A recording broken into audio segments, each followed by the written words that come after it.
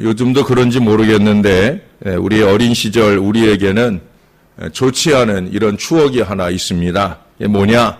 이제 짝과 나란히 쓰는 그 책상 한가운데 깊숙이 금이 쳐져 있죠. 보통 이제 칼로 이렇게 긁어가지고 가운데 이렇게 금을 내놓습니다.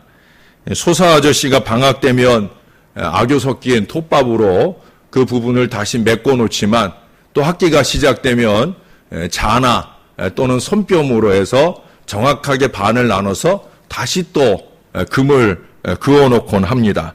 그리고 그 금을 넘어오면 연필이 넘어오면 연필을 빼앗아 버리고 공책이 넘어오면 심지어 못된 친구들은 칼로 그 넘어온 공책 부분을 그어대기도 하고 또는 찢어버리기도 하는 그런 친구도 있어요.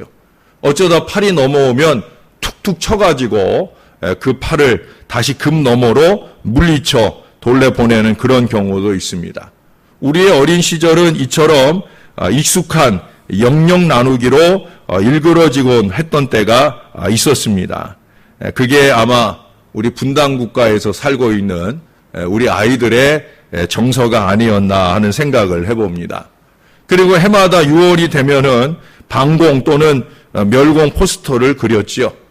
도화지 한가운데 탱크나 군화나 또는 구멍난 철모를 그리거나 또 허연이를 드러내고 손톱에 날이 선 채 노려보고 있는 이리를 그려놓고는 아래 위로 진노랑 바탕 위에 빨간 글씨로 상기하자 625 속지 말자 위장평화 빈틈을 조심하라 이런 구호를 채워 넣었던 그런 기억들이 다 있으실 거예요. 그래서 어린 시절에 북한 사람들은 아마 모두 다 시커멓거나 시뻘겋거나 아니면 막 털도 둥실둥실 나고 늑대 눈이 확 찢어져 버린 그런 사람들로만 다 생각했던 그런 적이 있습니다. 아마 멍청한 저만 그랬던 모양입니다. 어떻든 우리 모두 너무 오래 갈라서는 연습만 했어요. 또 잘 갈라서기 위해서 때로는 강대국들의 도움을 요청하기도 했었습니다.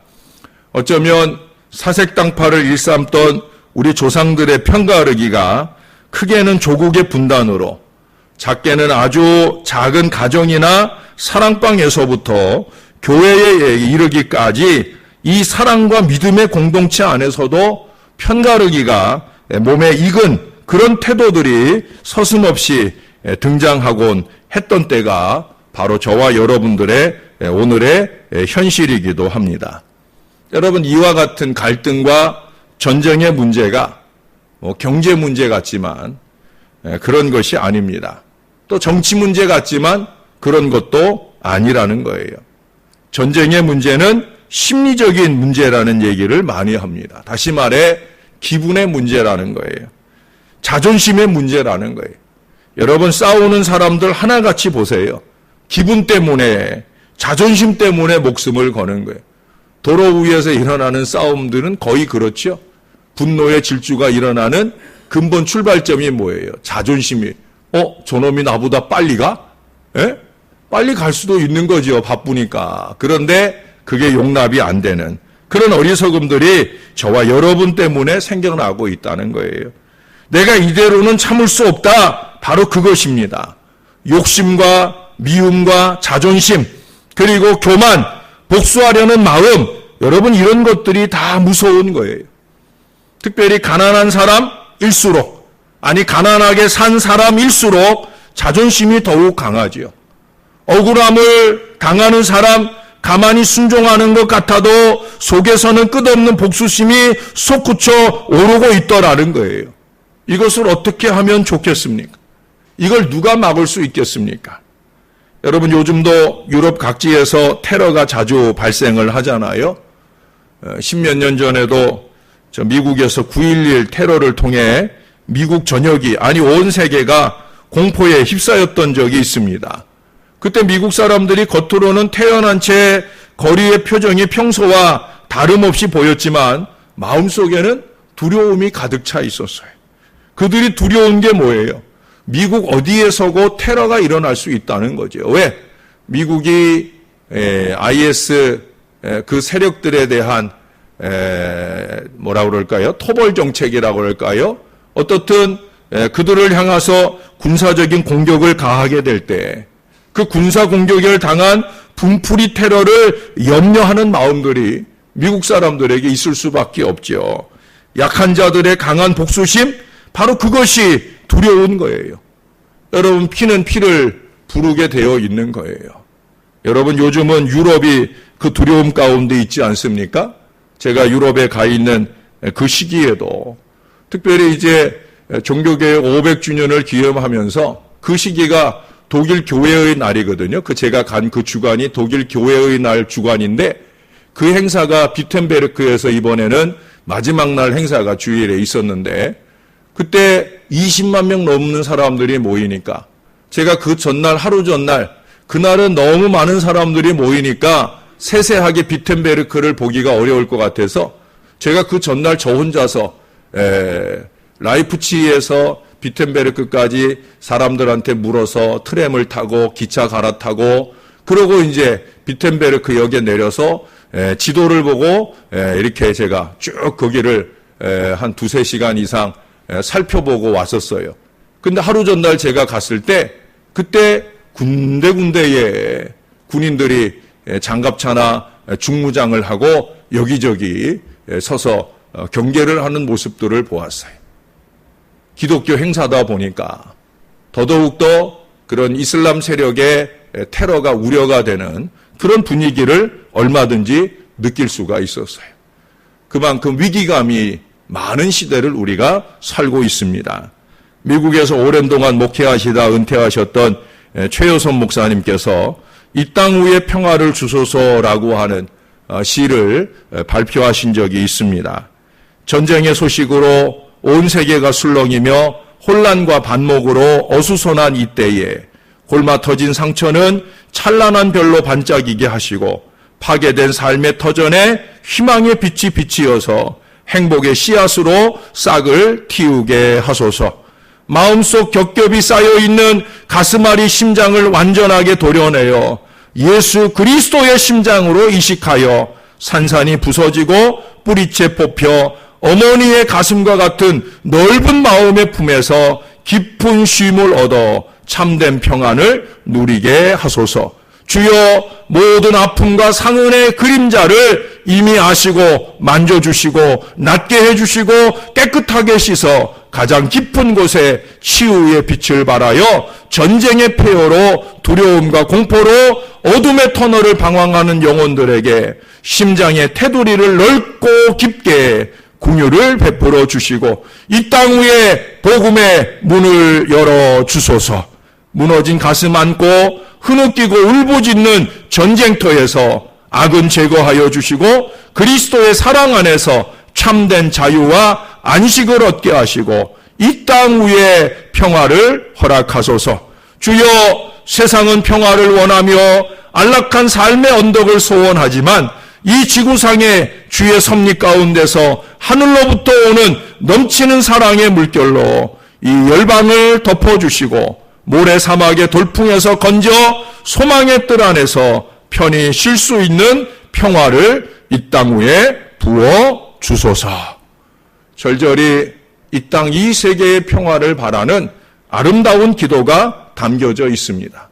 그러나 여러분, 이것이 그저 입술의 기도만이고 이 기도를 드린 우리가 다음 순간 빨갱이 어쩌고 하며 적대적인 마음을 품는다고 하면 과연 이 아름다운 기도가 하나님 앞에 상달되는 기도가 되어질 수 있겠습니까?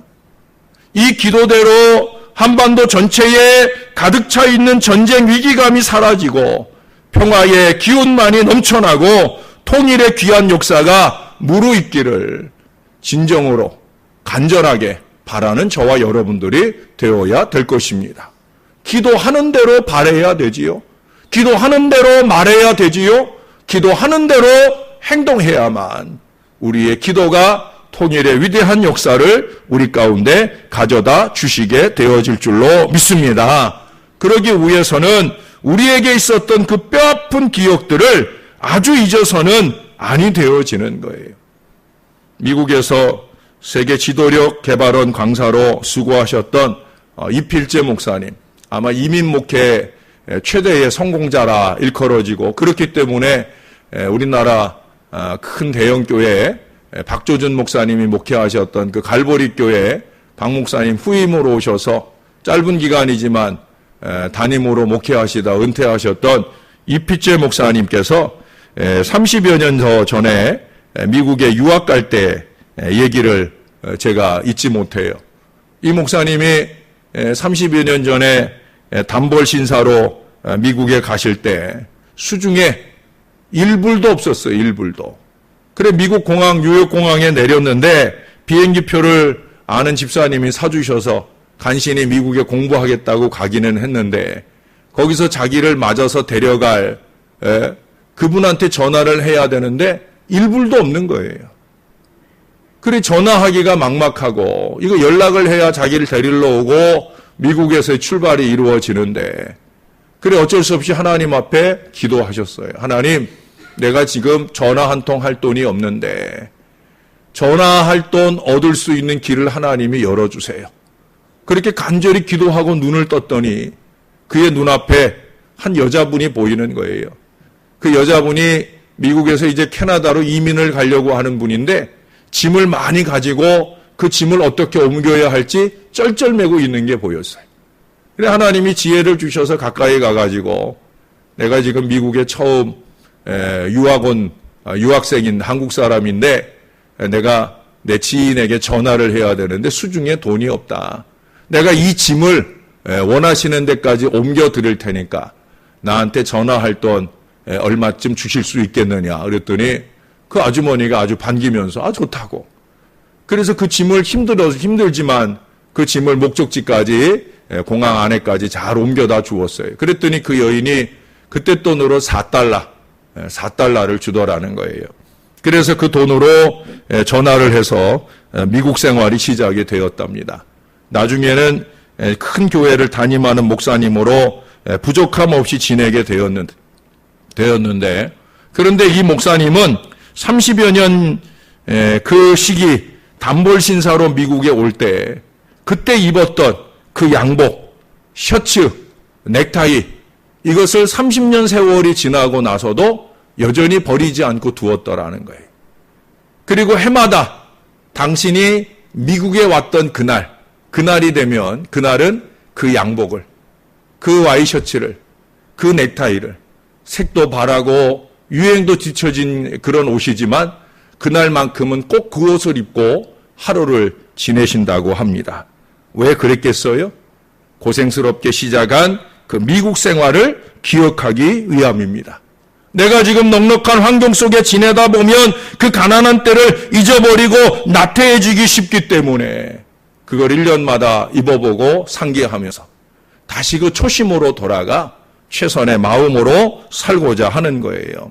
사랑하는 여러분, 요즘 우리가 그런 어리석음을 범하고 있지 않는지, 이제 세월이 많이 지나다 보니까 그 동족상잔의 아픔을 잊어버리고 그렇게 살고 있지는 않은지, 여러분 잊지 말아야 합니다. 우리 안에서 적대적인 마음이 자라날수록 결국 그것은 전쟁의 씨앗이 될 수 있다는 사실을 알아야 돼요. 많은 사람들이 신앙은 하면서 신앙이 삶이 되지 못하는 아쉬움을 보게 됩니다. 여러분, 우리는 신앙하는 사람들이에요. 일반 사람들의 사고와 다른 신앙적 사고가 필요한 사람들이라는 거예요. 이스라엘이라고 하는 나라는 솔로몬 이후에 분단국가 체제로 북이스라엘과 남유다로 나누어서 지냈죠. 우리처럼 똑같은 그런 대치 상황이었어요. 오늘 본문에는 북이스라엘이 아람이라고 하는 강대국과 연합해서 남침 유다를 공격해 왔단 말이죠. 그래 남유다 왕형 아하스가 자기 혼자서는 이 연합군을 대적하기가 어려우니까 또 다른 강대국 아수르를 청했어요. 그래서 구원을 요청해서 아수르와 함께 힘을 모아서 이스라엘과 아람 연합국을 다메섹에서 대파하게 됩니다. 그게 오늘 내용이에요. 이 본문은 꼭 우리나라의 상황을 보여준다고 보여집니다. 우리나라도 6.25 때 어떻든 뭐 북한과 소련과 중국의 연합 세력들이 쳐내려올 때 그때 미국을 비롯한 우방에 무엇보다 미국이 중심이 되는 그 도움을 얻어서 우리가 그렇게 간신히 이 남한 땅을 지켜내는 그런 시기가 있었어요. 이스라엘의 여기까지는 좋아요. 아니, 이해할 수 있다는 거지요. 그러나 그 과정과 그 이후에 여러 가지 실수를 오늘 아하스 왕은 우리에게 보여줍니다. 7절의 말씀을 다시 한번 보시면 아하스가 아수르 왕 디글랏 빌레셀에게 사절을 보내 이르되 나는 왕의 신복이요 왕의 아들이라. 이제 아람 왕과 이스라엘 왕이 나를 친히 청하건대 올라와 그 손에서 나를 구원하소서. 도움 한번 얻고자 아수르 왕의 신하가 되고 아들이 되고 이런 비굴한 모습을 보여주죠. 그리고 8절에 가서 보면 아하스가 여호와의 성전과 왕궁 곳간에 있는 은금을 내어다가 아수르 왕에게 예물을 보냈더니 왕궁에 있는 은금 보내는 거야 뭔 문제가 있어요? 그러나 여호와의 성전에 있는 은금 예물이야 자기 거예요? 하나님 거예요? 하나님 거지요. 이 왕이 엄청난 착각을 해요. 오늘 많은 신앙인들이 엄청난 착각을 해요. 내 손에 품고 있으면 내 것인 줄 알아요. 하나님 것으로 구별된 것은 하나님 것이어야 되는데 여기 헛물 도둑질을 하고 있는 거예요. 하나님을 의지하지도 않을 뿐 아니라 하나님 대신에 인간을 우상처럼 받들고 있어요. 언제나 이게 문제인 거예요. 여러분 이미 그 앞에 1절 이하를 보면 아하스에게는 하나님은 안중에도 없고 온갖 우상에 찌든 모습을 보여줍니다. 뿐만 아니라 오늘 본문 다음 10절 이하의 내용을 보면 아수르식으로 하나님 성전 내에 제단을 바꾸는 일까지 자행하게 되어지는 거예요. 신앙이라는 게요. 하나 무너지면 그 다음도 또 그 다음도 무너지는 거예요. 처음에는 작은 것 무너뜨리고 작은 것 포기하지만 나중에 보면은 그 작은 것으로 시작해서 신앙의 엄청난 것들이 쉽게 무너져 버려요.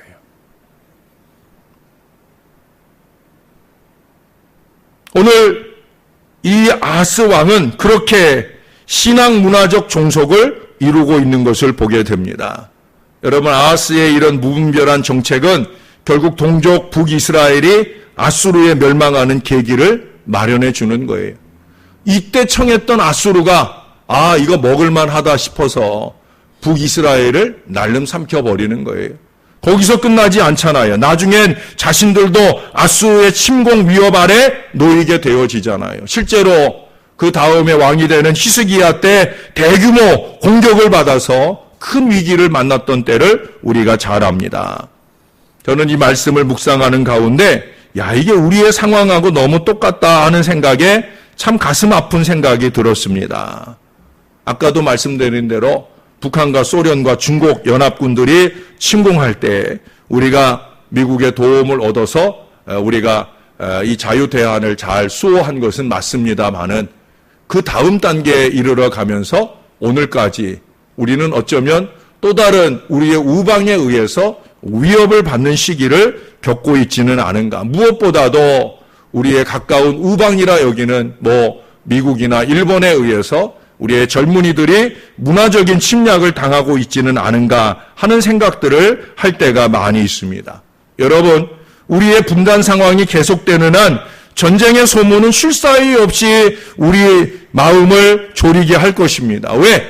그것이 물론 우리에게 있는 실제적인 어려움일 수도 있지만 죄송한 얘기지만 이것이 우리의 우방이라고 하는 가까운 나라라고 하는 나라들에게 오히려 적잖은 이익을 주기 때문에 그렇기도 합니다.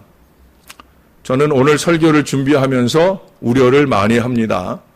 여러분, 저는 이 하나님의 말씀을 하나님의 말씀으로서 말씀드리는 거지 여러분들이 일반적으로 갖고 있는 정치적 사고 속에서 이 말씀을 드리는 건 절대 아닙니다. 우리가 오래전에 여러분 기억하시나 모르겠지만 패트리어트 미사일이라고 하는 게 우리나라에 도입이 되었어요.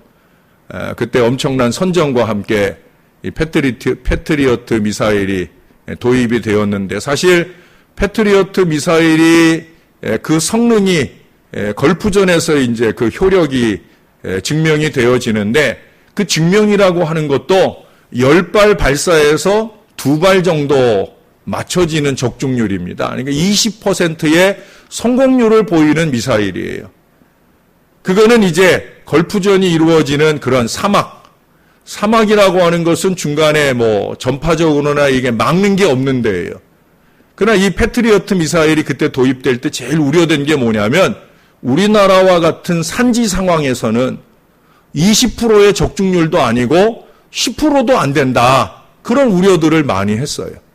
왜냐하면 이 산지 상황에서 패트리어트 미사일이 그 상대 미사일을 맞추어 떨어뜨리는 확률이 그만큼 반감되기 때문에 그런 거예요. 그럼에도 불구하고 미국에서 또 다른 더 신무기가 개발이 되면서 그들에게 더 이상 필요 없어지는 그 미사일을 우리나라가 울며 겨자 먹기로 도입했던 그런 시기가 있었습니다. 어쩌면 지금도 그와 유사한 시기를 우리가 만나고 있지는 않은가. 우리는 이미 가까워졌다고 생각하는 이제 이웃나라 중국에 의해서 또 다른 위협을 지금 수없이 받고 있는 그런 어려움도 겪고 있지 않은가. 어쩌면 이런 여러 가지가 우리나라가 약하기 때문에, 또 약해서 미국을 의존하는 그런 의존율이 강해지다 보니까 생기는 어려움이 아닐까 하는 생각을 합니다. 그래, 여기서 끝나지 않는 거죠. 우리는 또 다른 문화나 또는 수입의 요구 앞에 무릎을 꿇어야 되는 안타까운 상황들을 만나게 되어집니다. 여러분, 단순히 6.25라고 하는 이 전쟁이 안겨다 준 동족상잔의 아픔이나 또는 이산의 아픔, 다시 또 다른 어려운 전쟁의 경험을 우리 가운데 겪게 되지 않기를 바라는 그 간절한 마음에 그쳐서는 안 되는 거예요. 왜 우리가 이제는 상당한 세월이 지난 6.25를 다시 상기하는 이 예배를 드릴까? 저는 우리가 이러한 여러 가지 일들을 기억하면서 가져야 될 마음을 한 3가지 정도 정리하도록 하시는 하나님의 은혜를 입었습니다. 첫 번째는 나라가 국가적 위기를 만났을 때 우리는 먼저 하나님께 부르짖어야 된다는 거죠.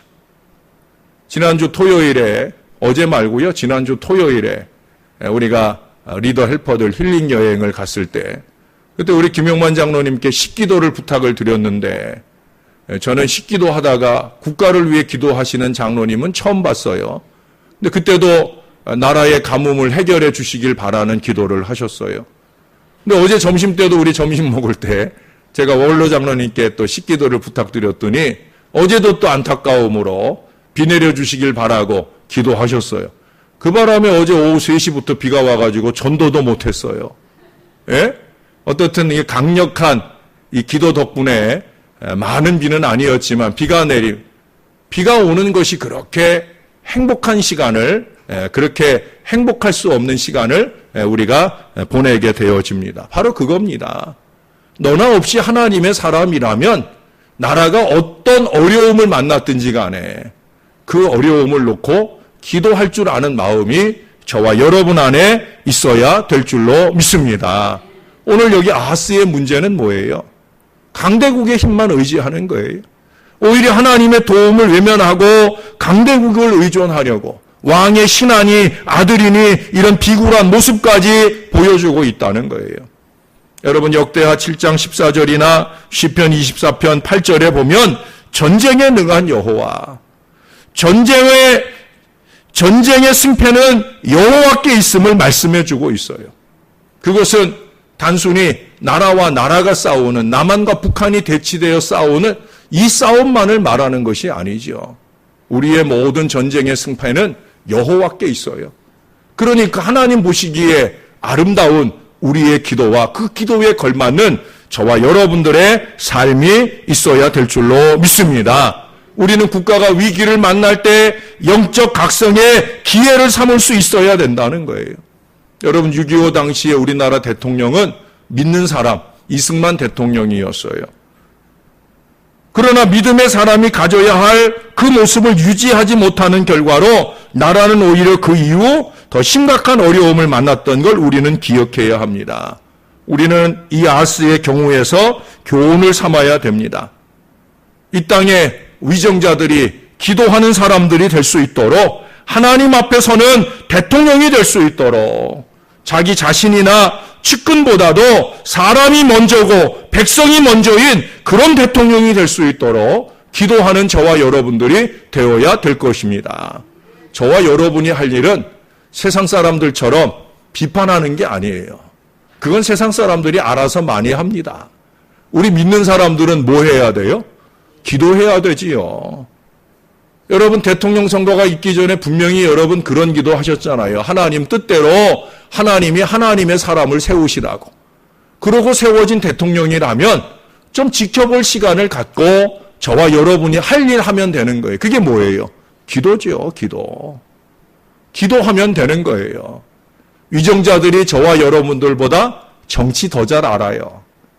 더 잘 할 것입니다. 그런 믿음의 마음 가지고 저와 여러분은 기도에 최선을 다해야 된다는 거예요. 열왕기하 19장에 보면 히스기야가 아수르의 이 선전포고 서한이 도착했을 때 그가 한 일이 뭐예요? 그 편지 가지고 하나님의 전에 간 거예요. 하나님의 전에다 그 편지 펼쳐놓고 하나님 앞에 매달려 기도합니다. 하나님이 도와주세요. 그럴 때 어떤 일이 벌어져요? 손 하나 까딱 안 하고 아수르가 자기들끼리 진멸하고 패퇴해서 도망가는 상황을 하나님께서 만들어 주신 줄로 믿습니다. 그게 하나님 역사예요. 하나님 살아 계십니다. 우리의 기도 속에서 역사를 주실 하나님이에요.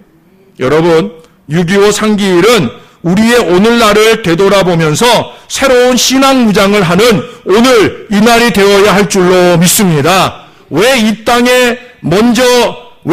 이 땅이 먼저 하나님 앞에 겸비해야 하나님께서 이 땅을 고치시니까 온전한 통일국가로 만들어 주실 테니까 우리는 그 믿음을 가지고 하나님 앞에 기도해야 되는 거예요.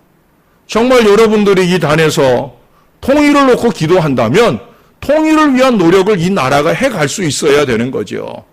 빨갱이 소리 해가며 적대적인 마음을 키우면서 그 마음이 어떻게 통일까지 가기를 바랄 수 있겠습니까? 이제는 그 마음을 버리고 함께 하나가 될 수 있는 노력으로 손을 내밀 수 있을 때 통일의 미래가 우리 가운데 오게 되지 않을까. 그것이 저와 여러분들의 기도하는 믿음이어야 될 줄로 믿습니다. 이스라엘이 로마의 침공을 받았을 때 그때 마카비라고 하는 것은 쇠망치라는 뜻이에요. 그 마카비라고 하는 그 쇠망치라는 별명을 가진 유다라는 사람이 있었어요. 이 사람은 로마와 싸움을 하러 전투를 하러 나가기 전에 항상 베옷을 갖춰 입었어요. 베옷은 어떤 의미의 옷이에요? 회개의 의미의 옷이에요. 그는 베옷을 입고 자기와 전쟁에 나갈 이스라엘 군사들에게 하나님 앞에 회개하고 기도하는 그런 시간을 꼭 갖게 합니다. 하나님을 의뢰하는 싸움을 나가요. 그는 상당히 많은 전투에서 승리를 이루게 됩니다. 물론 마지막에 워낙 숫자적인 열세를 이기지 못하고 장렬한 최후를 그들이 만나게 되지만 적어도 그들은 하나님을 의지하고 기도하는 믿음의 백성으로 승승장구의 역사를 열어갔다는 거예요. 저와 여러분에게 필요한 이 시대의 기도가 이런 기도가 되어야 할 줄로 믿습니다. 두 번째는 문화적 침략을 우리는 더 두려워하면서 자주문화 수호에 힘써야 된다는 거예요. 여러분, 이스라엘 사람들이 사마리아 사람들을 멸시하는 이유가 뭐예요? 그들은 순수 신앙 문화가 무너졌다는 거죠. 그저 이방 사람들과 통혼하는 문제가 아니라 그 통혼을 기초로 해서 신앙적인 문화가 무너졌다는 거예요. 이게 문제인 거죠. 오늘 우리 젊은이들 사이에 신앙 문화가 사라지는 가장 큰 이유는 뭐냐? 그것은 다름 아니라 바로 이런 여러 우리 젊은이들의 정신 문화를 무너뜨리는 여러 가지 이방 문화의 유입으로 인해 아이들의 정신이 무너지고 그 정신으로부터 신앙이 무너지는 이 큰 위기가 오늘 우리의 문제가 아닌가 생각이 들어요. 여러분, 우리 선조들은 어땠습니까? 일제당시의 문화 침략 정책에 결연한 의지를 보였어요. 창씨개명이라든지 또는 황국화 신민을 위한 여러 가지 문화정책을 쓸 때, 신사참배를 요구할 때 목숨을 걸고 그 일을 지켜낸 것이 우리 신앙의 선조였다는 거예요. 목숨 걸고 지켜온 우리 문화, 우리는 그것이 무한정 수탈에 소용되어지는 어리석음을 범하면 안 된다는 거죠. 광복 직후에 이런 장난 노래가 유행했었습니다. 미국 놈 믿지 말고 소련 놈 속지 말라. 일본 놈 일어나니 조선 사람 조심하라. 그 시기에 맞는 그런 노래였던 것 같아요.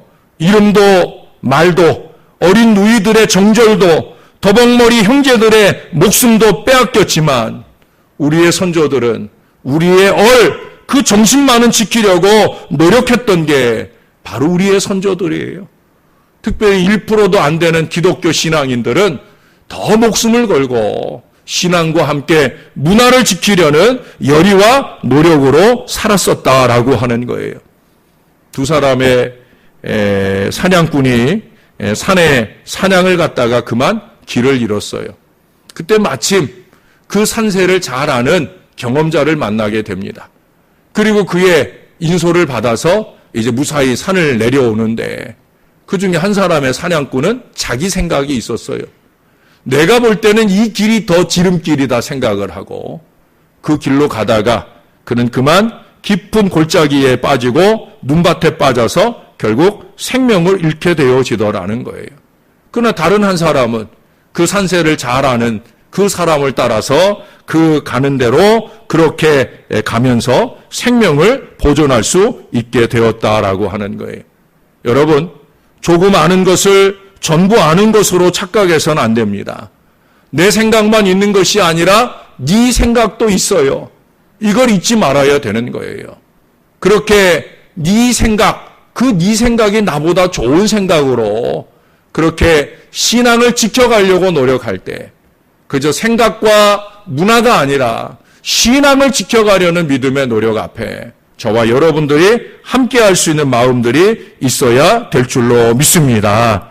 마지막 세 번째, 전쟁을 야기할 만한 잘못된 문화유산을 우리가 고쳐가야 된다는 거예요. 그 중에서도 우리나라의 그 외글자 문화 있잖아요. 탓, 흉, 편, 한, 덤, 척. 안타깝게도 외글자들이 좋은 글자들이 별로 없어요. 그렇죠? 이 6개 제가 꼽아드렸지만 이 6개는 다 좋은 문화가 아니죠. 이 6개가 공동체를 또 다른 분쟁과 편싸움으로 몰아갑니다. 끼리끼리의 문화를 조장을 하고 크고 작은 갈등을 자극합니다. 여러분, 이 외글자 문화들이 우리의 마음 안에서 개선되지 않으면 그러면 나라의 안정, 정치나 경제적 안정, 그건 더욱더 불투명해지는 거예요. 제2, 제3의 6.25의 가능성은 언제나 존재하고 있습니다. 그것을 교회로부터 점차 개선해 나가는 비결은 뭐냐? 좀 전에 꼽아드렸던 탓이라든지 흉이라든지 편이라든지 한이라든지 척이라든지 덤이라든지 이런 어리석은 문화들을 떨쳐버리는 노력들이 먼저 교회로부터 아름답게 일어나야 될 줄로 믿습니다. 2002년에 이 지구상 60억의 잔치인 월드컵이 우리나라에서 개최되었죠. 축구는 세계인의 경기라 거기서 우리 대표팀이 기대 이상의 선전으로 16강이 아니라 4강에까지 오르게 된 데는 히딩크 감독의 용병술도 있겠지만 그 용병술 가운데도 특별히 어느 주전 한두 사람에게 치우치지 않잖아요. 그 히딩크 감독의 용병술의 최고는 뭐예요? 모든 선수가 모든 능력을 개발하는 거예요. 우리는 그저 맨날 손흥민 이러는데 이거 아니라는 거지요. 그 경기장 안에 있는 11명, 후보로 있는 7명까지 포함해서 누구를 보내도 어떤 자리에 보내도 그 자리에서의 그 역할을 할 수 있는 바로 그 용병술이 히딩크의 위대함이에요. 그것을 살릴 수 있었던 건 누구예요? 결국 우리 선수들입니다. 정말 뼈를 깎고 피를 토하는 그들의 각고의 노력을 통해 그들은 감독의 용병을 따라 얼마든지 귀한 노력들을 이루어냈다라고 하는 거예요. 우리는 한다면 하는 민족입니다. 뭐 축구 얘기가 나오니까 속 터지긴 하지만 그래도 저는 우리 국가대표를 믿고요. 우리 민족을 믿어요. 여러분 그 당시 우리나라 사람들이 광화문에 모여서 700만이나 되는 엄청난 사람들이 응원에 동원되고 노력했잖아요. 빨간색의 물결이 난리를 쳤잖아요. 그 사람들이 그렇게 열렬하게 응원을 하고 크게 승리를 이루고 그리고 그들이 떠나간 자리가 어땠어요? 온갖 쓰레기가 가득한 그런 자리가 아니었어요. 전 세계 사람들이 우리나라 사람들에게 놀란 게 뭐예요? 그렇게 많은 사람들이 모였다 흩어졌는데 쓰레기 하나 없는 아름다움을 우리 민족이 이루어냈다는 거예요. 세계 사람들은 우리나라 많은 사람들이 응원하기 위해 그 자리에 모였던 것이 놀라운 것이 아니라 그것뿐만 아니라 거기에 더하여서 그들이 떠나간 자리가 깨끗하더라는 거예요. 이것이 우리 민족의 위대함이라고 저는 믿습니다. 이래봬도 우리가 그런 민족의 백성이에요. 우리에게 이 자긍심이 필요합니다. 우리 민족의 가능성에 대해 바른 안목을 가져야 된다는 거예요. 그저 비판 일변도의 자세를 버리고 우리 민족이 가진 가능성에 우리의 기도를 더하고 어려운 경제 극복을 위해 다 같이 허리띠를 졸라매고 남북이 자주적인 통일 의지를 활짝 펼쳐서 하나를 이루는 이 역사를 이룰 수 있어야 될 줄로 믿습니다. 저와 여러분이 이와 같은 일에 조금이라도 보탬이 되는 건강한 그리스도인들이 되시기를 예수님의 이름으로 간절히 축원합니다. 기도하겠습니다. 하나님, 잊지 않기 위해 오늘 이 예배를 드립니다. 무엇을 잊지 않기 위함인 줄을 알게 하옵소서. 그저 몇십 년 전에 이 땅에 전쟁이 있었다더라 하는 차원이 아니라 그것을 밑거름 삼고 하나님의 말씀을 거울 삼아서 오늘 우리는 신앙적으로 어떻게 잊지 않고 살아야 할까? 오늘 주신 교훈을 가슴에 새기며 살아가는 우리 교회 모든 성도들이 되게 하시고 한국교회 모든 백성들이 되게 하셔서 하나님이 기뻐하시는 믿음의 나라 이루게 하여 주시옵소서. 예수님의 이름으로 기도합니다. 아멘.